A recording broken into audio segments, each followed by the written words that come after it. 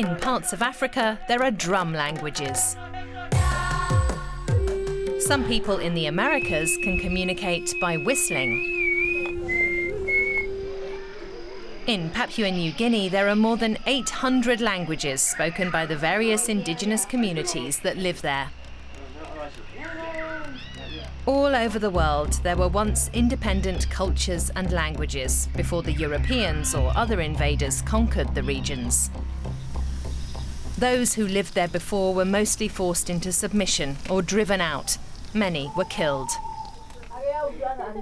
Today, their descendants are known as indigenous peoples. Many have held on to their traditions and language and identify as a people group.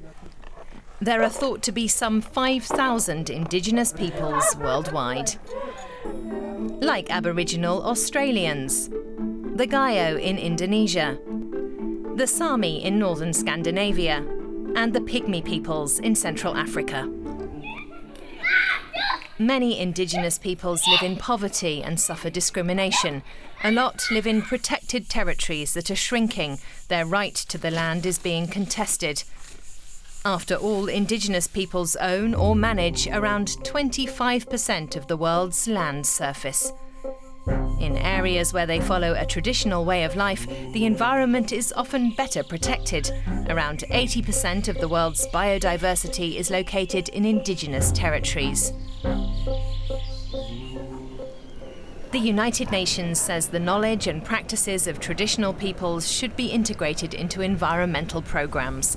That's already happening here in the Arctic, where scientists are learning from indigenous communities who can drive their reindeer over the ice safely because they understand changes in the weather and nature.